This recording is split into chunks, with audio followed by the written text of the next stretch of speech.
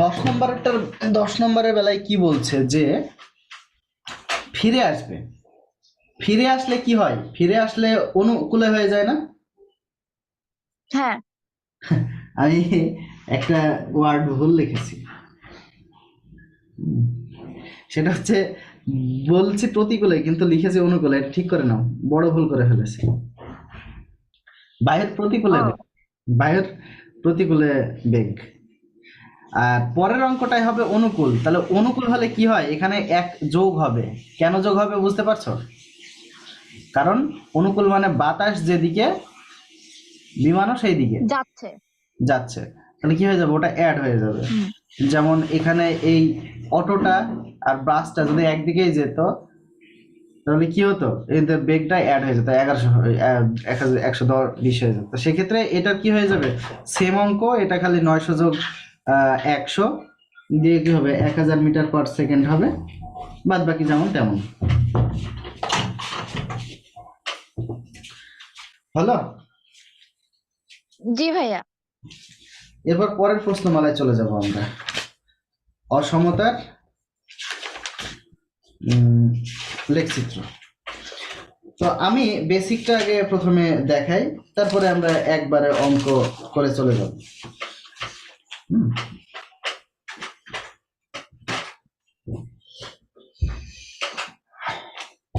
আচ্ছা, আমি যদি এমনি তোমাকে বলতাম যে একটা সমীকরণ 2x প্লাস 3y সমান হলো 5, এটা একটা সমীকরণ।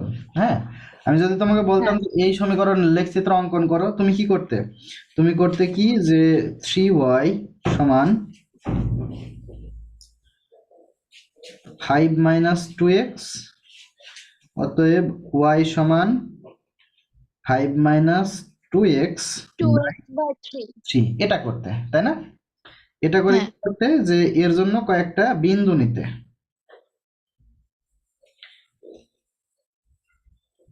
কয়েকটা বিন্দু নিতে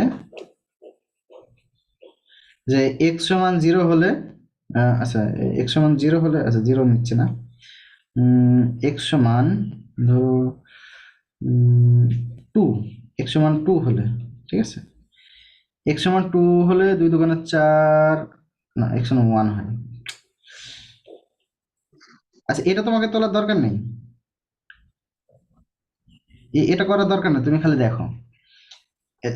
দেখো যে এইটার বেলায় কি, যদি x এর মান 1 হয় তাহলে 2 একে 2, তখন y এর মানও কত হবে? 1 হবে, তাই না?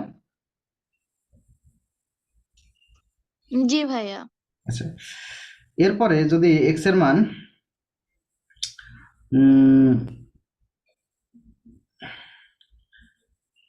x এর মান আমি একটু বেছে বেছেই নিই। x এর মান ধরো -2 হলো, x এর মান -2 হলো, তাহলে y এর মান কত হবে বলো তো?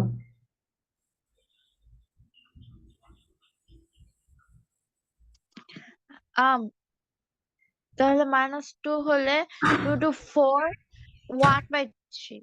1/3 কেন? এটা -2 হ্যাঁ ইন্টু -2 4, তাহলে +4, 5 + 4 মানে 3। ও +4, তো তাই তো তাই তো।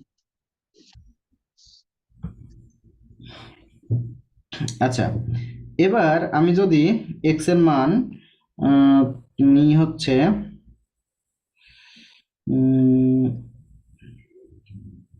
x এর মান আমি নেব হচ্ছে -5,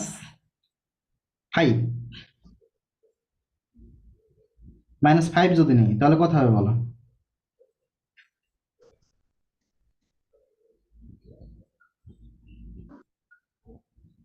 আম এটা হচ্ছে -5, তাহলে 10 5 + 50। 25, ও আচ্ছা 5 হবে।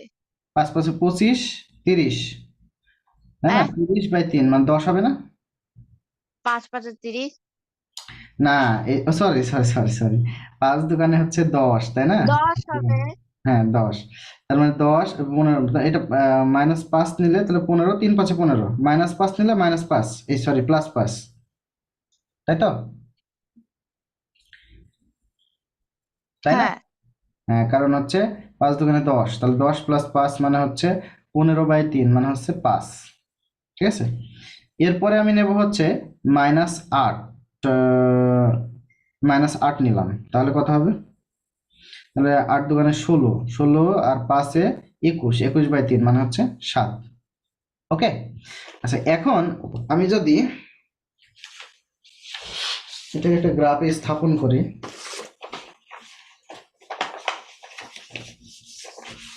এই বিন্দুগুলোকে গ্রাফে স্থাপন করি,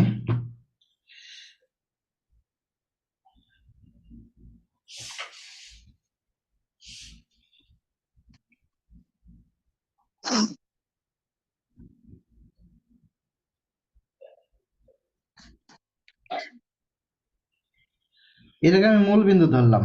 মূল বিন্দুকে ও দ্বারা প্রকাশ করা হয়, কিন্তু মূল বিন্দুর স্থানাঙ্ক 0 0। আচ্ছা, এই বিন্দুগুলো যদি বসাই তাহলে 1 1, 1 ধরলে 1, আচ্ছা, তারপরে -2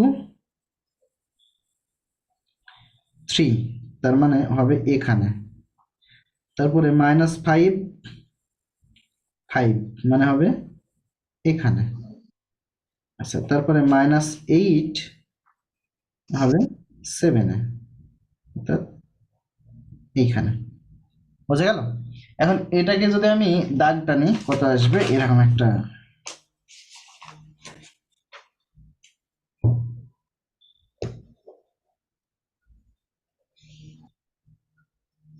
এরকম একটা সরল রেখা হবে, তাই না?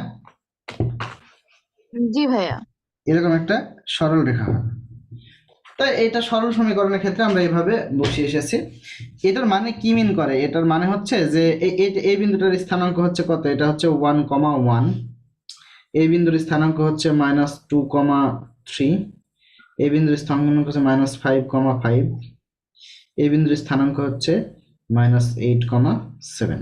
আচ্ছা, এখন খেয়াল করে দেখো, এই এই এই বিন্দুগুলো দ্বারা যে সমীকরণটা গঠিত, মানে এই যে সমীকরণের লেখচিত্র হচ্ছে এটা। এর মানে হচ্ছে এই যে স্থানাঙ্ক বিন্দুগুলো, তুমি বিন্দুগুলো, এটা প্রথমটা x এর মান ভুজ আর কোটিটা y।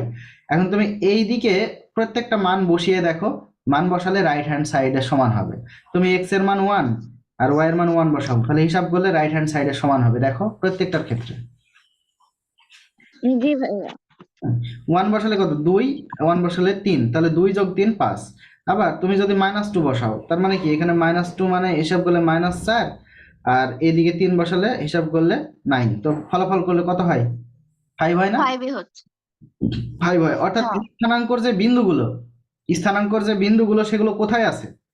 আছে হচ্ছে এই সরল রেখার উপরে, তাই না? এটার মানে তো সেটাই বোঝাচ্ছে, এই যে হ্যাঁ। বিন্দুগুলো। তাহলে আমি এইসব বিন্দুগুলো দ্বারা কি বোঝাচ্ছি? আচ্ছা, এটাও তো একটা স্থানাঙ্ক, তাই না? ধরো এইটা, এই যে এই বিন্দুটা, এই বিন্দুটা কি? এই যে এই বিন্দুটা আমি যদি স্থানাঙ্ক দেখি তাহলে -5 3। আচ্ছা, তাহলে আমি এই -5 3 এটা নিলাম তো। আচ্ছা, -5 3, সরি +3 নেব। ধরো এটা একটা বিন্দু যেটা হচ্ছে -5 3।